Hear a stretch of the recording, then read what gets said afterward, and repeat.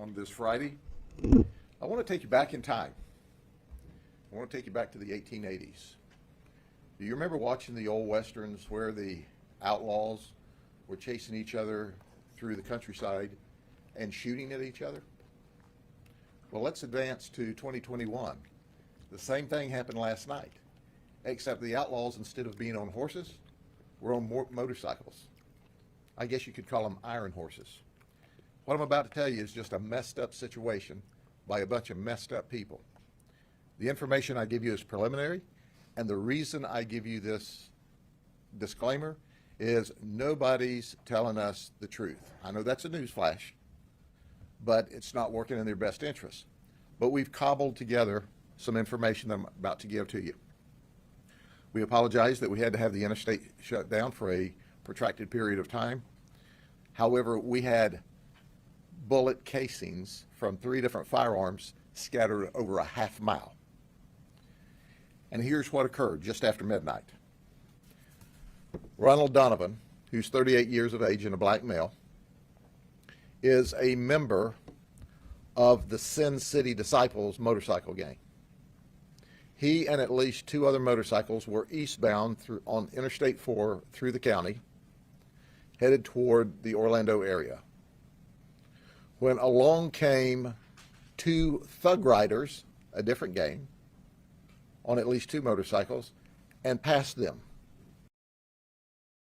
You had to clarify, thug riders, not a pejorative, just the name of the gang. I'm not calling them thugs, they call themselves thugs. Well, apparently that didn't work so well. And so then there was some skirmishing and some driving about 100 miles an hour. And during this event, Ronald shot from his motorcycle. He shot one of the thug riders, who is what we will call victim 1, who's 36 years of age and a Hispanic male. Victim 1 says, "I felt the sharp pain in the back as I was shot, and I immediately returned fire toward Ronald Donovan, who had a white female as his partner on the back of his motorcycle. He struck the white female in the head, and she's dead. I mean, I'm sorry, she's going to die. Oh! She is not dead yet, but she is mortally wounded." Wait, you just said she's gonna die? Bro, I hope the family doesn't hear that. Wow. Just so you know, she's still alive. She's in critical condition. I can't believe he said that. Wow. According to the information that we received from the hospital. It is a through and through wound from just above the ear and comes out the other side. So now we have 2 victims that are shot. She falls off of the motorcycle and Ronald stops. Ronald and she have been friends, as we're told, for about 8 or 9 years. At this time, victim 1 drives to Champions Gate, which is the next large intersection past I-4 and 27, stops at a Papa John's, dials 911 and said, "I got shot on the interstate." In the meantime, we're receiving other 911 calls that there's a shooting down on the interstate, and obviously it's the same. We send deputies to both locations. The Florida Highway Patrol assists us, and we determine immediately that this is not a crash that's caused this fatality, or soon-to-be fatality. I keep calling it a fatality because they tell us she is in super critical condition at this moment. We start the investigation. We find out. Props to at least correcting himself and acknowledging that he's keep making that mistake. I mean, I hope she pulls through, but damn, bro. That there's really a driving, riding gun battle down Interstate 4 just after midnight last night. We have witnesses that said they were wearing gang colors, but by the time we arrived, they were not only not wearing their gang colors weren't there. Ronald had 2 empty gun holsters when he was taken into custody, but there were no firearms around. Just as deputies were arriving, they saw a motorcycle leave the scene, and we suspect the person on that motorcycle may have the gang colors and or the firearms. So we had to search for evidence and firearms all up and down the interstate. There was a half-mile trail of empty casings where this gunfight took place. At this moment in time, and I'm cautious, at this moment in time, it appears to me that victim 1, who was shot in the back, was acting in self-defense when he returned fire toward Ronald Donovan, striking victim 2, who's a 33-year-old female. Ronald Donovan, now keep in mind, has his friend, his girlfriend, shot off the back of his motorcycle. When we are trying to determine what happened from him, he says, I know my rights. I don't have to talk to you. I take the fifth. Dude, your girlfriend is just shot off the back of your motorcycle, is in extremely critical condition, and you won't cooperate to tell us what happened? My man is a First Amendment auditor. I know my rights. I know my rights. Well, he needs his rights, because we ended up arresting him at the scene for battery on a law enforcement officer, resisting arrest. We're also going to charge him with attempted second-degree felony murder on his girlfriend. If she dies, that will change to felony murder, because all evidence, all indication at this moment in the investigation indicates he started the shooting. He's also being charged with attempted first-degree murder for shooting the other victim. The other victim had an independent gang witness. We separated them immediately. They told us virtually the same exact story, and we didn't give them the opportunity to collaborate on their stories once we arrived. My man got an independent gang witness. All right. This is a significant event. So now we can expect the Sin City Disciples, and it's spelled D-E-C-I-P-L-E-S, they spelled it wrong intentionally, and the Thug Riders to get all dusted up and be mean-mouthing each other on social media. And let me warn you, retaliation will get you all locked up in prison for a very long time. And that's a guarantee in Polk County. I don't recommend you do it in any county, but stay out of Polk County. Your stupidness has already gotten a 33-year-old beautiful young lady in a near-death situation, and another man Upgraded. Near death. Thank you. and shot, and old Ronald, who started the shooting, locked up in prison or jail on his way to prison for what amounts to lifetime felonies. Now, I'll be glad to entertain questions because I do that sort of thing. However, I've literally told you everything that we're comfortable with at this point in time. We've had a lot of lying going on. We've had people that don't talk. We've had evidence hidden. We've had at least witnesses and possible co-defendants that fled on us, and we'll find you too. Just give us the time. We got to get this sorted out, but we're coming to you to talk to you. So My man talk about, we gonna find you. Climbing in our window. We gonna find you. You dumb. You are so dumb. are, as you know, very early into this investigation. Any questions? Was there a specific beef between these two guys, or just the fact they're part of a rival gang? I hate guts. Yeah, that's a very interesting question. The information we have at this time, both came from Tampa. One came from a restaurant, and one came from a restaurant and apparently a gang house. They did not have a rivalry going on. They weren't at the same place earlier in the evening. So it just happened that the Thug Riders decided they would pass the Sin City Riders, and that didn't work so well. You had a rush of testosterone and a rush of idiocy, and it ended up with death, near death. I keep saying death. I shouldn't. She is not deceased yet, but she is in horribly bad condition. I gotta say, man, it's pretty ridiculous, and this is not something that's foreign. I know a lot of you riders out there, you've heard of this kind of scenario before. I mean, the ego that we see on bikes. I mean, to tell me that this woman is in critical condition right now, a guy is in prison right now, and you're trying to tell me that this whole situation started because somebody passed another person.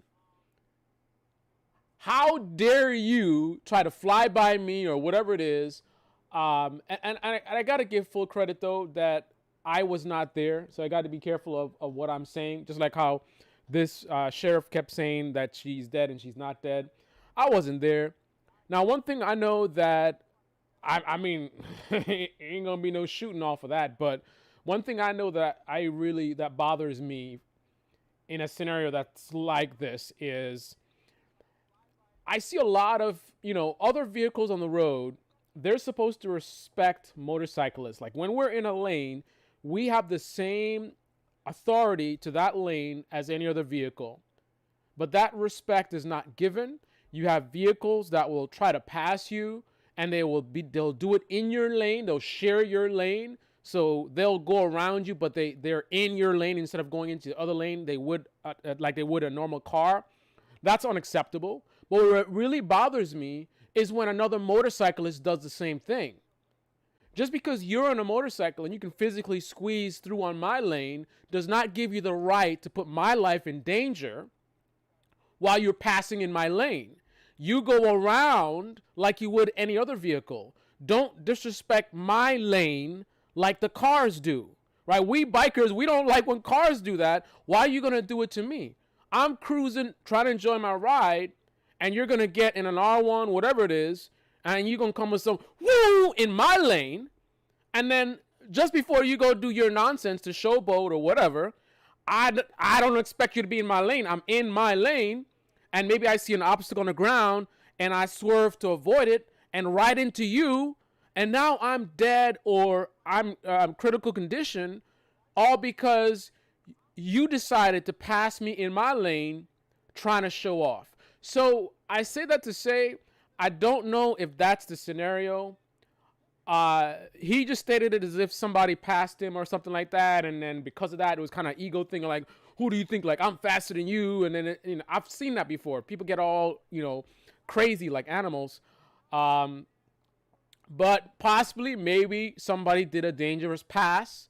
And I know that's another reason that people get aggressive. They're like, listen, by you doing that, that's like you waving a loaded weapon in my face. And I don't appreciate you putting my life in danger. So now I'm going to step to you. And that's how some people get down. Now, I'm not trying to step to you. I'll be furious and I'm going to have a talk with you. But I'm not trying to pull out no gun or nothing like that. That's not how I get down. So I don't know what really happened. But if it really is that somebody just got mad because somebody flew by in terms of going faster and that's garbage. That somebody might die and somebody's in prison off of nonsense. I mean, grow up. Okay. Anything else? Yes. Do you have any civilian witnesses? I mean, this is pretty scary that this was happening on the interstate. We do have some civilian witnesses that obviously we're not talking about right now that were behind the motorcycles when this event occurred. So there are some independent witnesses. Excuse me, sir? The fear that some folks might have, just have, even though these people are where they are now, like Yeah. people on highways. Sure. The good news is that there's no one at large. There's not a random shooter out here. We may not have all the shooters, but we're comfortable that we've got the groups together, and it's not like there's going to be someone out there tonight randomly shooting at cars. So it was great work by our deputies and detectives, Highway Patrol who assisted us. But understand, the one guy that was shot in the back, he raced to a phone to call us. And the other guy, who his girlfriend is near death, he knows his rights. And we're going, dude, we're just trying to find out what happened here. We're not accusing anybody. This was when we first got there. I know my rights. Okay. My man, I could just see him right now on some what they say. Are you detaining me? Are you detaining me? Or am I free to go? Are you detaining me or am I free to go? Listen, I'm a sovereign citizen. See how that works for you. Are you other groups local to here? They just kind of passing through Polk County? Passing through, Interstate 4 goes from coastline to coastline, so they were just passing through on their way back to the Orlando area. Sheriff, I mean, I know you've seen a lot, but hearing this, it's like, I think most people don't realize that there's biker gangs out there that have so little regard for human life that they're just shooting at each other on the interstate. There's people behind them. I mean, how scary is this? Well, this is just one example. There's lots of little independent gangs, and and this is a motorcycle gang, and we have all kinds of gangs of criminals. Fortunately, you know, they behave most of the time, and it doesn't come to our attention. And these folks focused their shooting toward each other, but unfortunately, while they're shooting at each other driving down the road on the eastbound lanes, there's people going the other way in the westbound lane. At this point in the investigation, it appears that none of them were hit. You know, who knows? After someone sees your television broadcast, they may say, well, I thought that was a rock that I heard hitting my vehicle last night, and they go out and find a bullet hole later today. But the end result is, and we've discussed it, while the crime rate in Polk County is at a 49-year low, and it's historically low across this state, all of this talk about nationwide about bail reform and holding criminals in jail, it appears that it has encouraged criminal conduct. Well, let me give all of you a news flash that want to commit crime. That jail reform business that's letting thugs and criminals out all over the nation, it's not us. It's not us. Those criminals let out early for their criminal mischief, it's not us in Florida. So you're packing in the time being stupid out there. Behave. Behave. Or if you want to enjoy that low bail and don't go to jail, New York and California is wide open. And apparently they encourage that. So go there and have a big time. But if you come here and continue with your angst, it's going to be like the last 3 or 4 events where people were just off the rails. It doesn't work here. You're going to jail. You're going to get a no bond. We're going to try you. Our state attorney, Brian Haas, is simply the best. And then we're going to send you to prison for the rest of your life. Personal choice.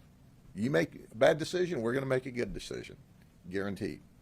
Sheriff, how about priors for either the victim one or the gentleman or I plan to do a wrap-up next week. We haven't got into their backgrounds and their priors and that sort of thing at this point because we're still working this initial event. I mean, believe it or not, we were hustling around to try to get that interstate open last night. So it took, even though if you happen to be the one stuck in traffic, it seemed like an eternity, we were doing our best to get that road open as quick as we could for obvious reasons. But they took an 1888 old Western shootout and brought it to 2021 last night. Is this the first time you heard of something like that? That sounds like a scene from a Fast and Furious movie or something. Well, I think they watched the movie and they wanted to emulate it last night. But the unfortunate thing is we've got a lady, a beautiful lady. If obviously we can't release her identity, but I've seen photographs of her. She's a beautiful young 33-year-old lady that's near death, and her boyfriend is locked up on many death case charges. We got another guy shot in the back. It's just craziness. Fortunately, because it was midnight and the interstate was not packed thick bumper to bumper, there was room for bullets to move between cars. Had it been right now, it'd been a whole different story because it is bumper to bumper, well in excess of the speed limit out there at this moment. And in talking to him, have any investigators said or does he realize how he could have been hurt?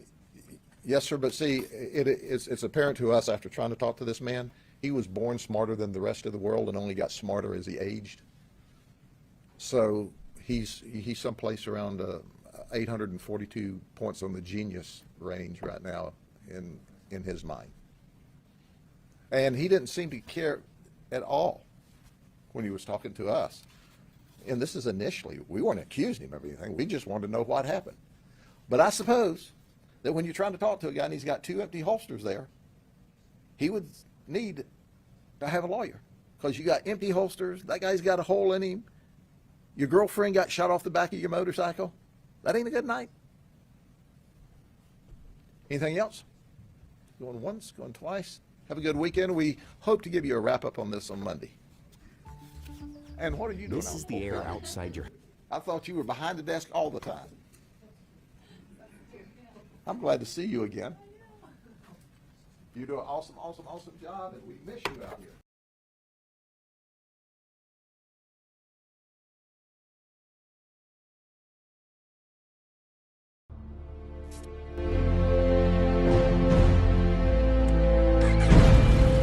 .2015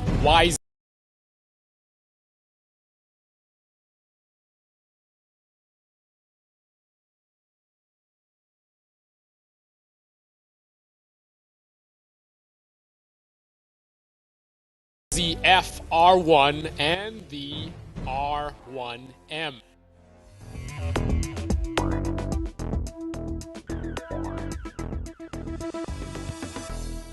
The moment that Yamaha fans all over the world have been waiting for is here.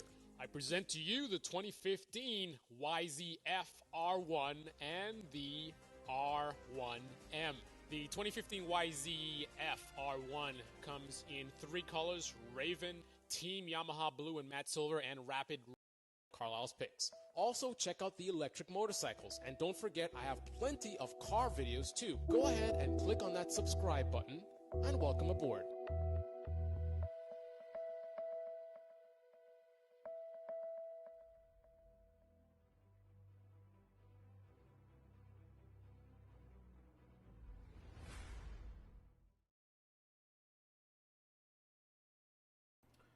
Sorry about that, guys. I had a very important phone call I had to take, so that is the end of the press conference. That was a little bit crazy. And again, if this was all over ego, that's pretty sick, pretty sad. Hopefully, the female that got shot pulls through. But obviously, as you can hear from the sheriff, what he's saying, I'm sure he's got more information than he's revealing. But clearly, he doesn't seem to be very optimistic. I mean, it's sad when these things happen regardless, but the idea that someone that doesn't directly have anything to do with what happened is in a pretty messed up situation, that makes it even worse. I mean, 2 guys having a beef over nonsense, you know, that's one thing, but the innocent bystander thing, yeah, that's not good. Anyway, this is your Fast Life Motorcycle channel. Hopefully, we will be getting back into content creation pretty shortly. I am determined to get back to the series where we're going to go through several bikes and go through the journey of beginner bike to advanced bike. That is a project that I definitely want to complete. Unfortunately, the Frankenstein situation has been an absolute disaster. I can give you a quick update for those of you guys that are still listening in. The short story is that Frankenstein, the wonderful ZX14 motorcycle that I bought, which was going to be part of the series that I had coming up, and that's actually part of the reason why I have been creating content. I've been super busy. I spent a lot of time and money preparing for that trip. I went down there, got that bike. It's been an absolute disaster from beginning to end. The last update I gave you guys was the bike was stolen, crashed, and it was like a block from the shop where I had it for repairs. Then there's been this whole deal with the insurance company and COVID and the backlog. So the latest is that they finally came back and they had the shop do an assessment on the cost, and they came back with I think $5,500 is the cost to repair. Now, that bike has been an absolute nightmare, so I've just been hoping to just get rid of it. I don't want to deal with it. I just want it to just be done. And but now, basically, they ended up not totaling it with all the extensive damage, which I showed you guys, I believe. I thought it was going to be totaled for sure, but it's not totaled. It's a $5,000 of the $5,500 that they're going to give me to have it repaired. But I've decided that I'm still refusing to deal with this nightmare bike. I don't want to have anything to do with it. I don't want to be, waiting on parts to come in and a repair process, and then I got to go put it up on the market, and now I'm trying to sell a bike that's been crashed. I don't want to deal with it. I'm sick and tired of this bike. I just want to be done with it. So, I'm looking to basically put the insurance money into a clean start with a new bike, and I'm going to sell the crash bike as is. Maybe a stunt rider or a drag racer wants to do whatever to it, and whatever I can get for it, I get for it. It runs. The engine is in good condition. It's low miles. This was, as you know, Ricky Gadsden's bike, so it was a bike that he had on the track, so it didn't really have a lot of miles at all. It pretty much just, he said it was his favorite bike or whatever. I don't know. But bottom line, it's low mileage. The motor runs. The only thing is you've got major damage to the fairings and the gauges. are all messed up. So, and again, the estimate was $5,500 to get all that stuff good to go for the bike. So it is what it is. But that's where I'm at, and that was a big part of what delayed my return to content creation. That was very, very stressful, to say the least. I was very disappointed. I was just annoyed is not quite the word to use, but that's pretty devastating. I mean, especially for all the time planning and preparing and all the equipment that I bought and the fly down there. I was even getting my super bike shape. If you guys remember, I was going to the gym and getting in shape because I was going to do that Atlanta to New York City ride. That was going to be one of the longest rides I ever did. So a lot went into the preparation for that. A lot of money, a lot of time, a lot of effort and planning, and also coordinating with potential sponsors and all that kind of stuff. And for that to just blow up in smoke, and it's something that I did on the side, on top of my busy work life. So that was pretty bad.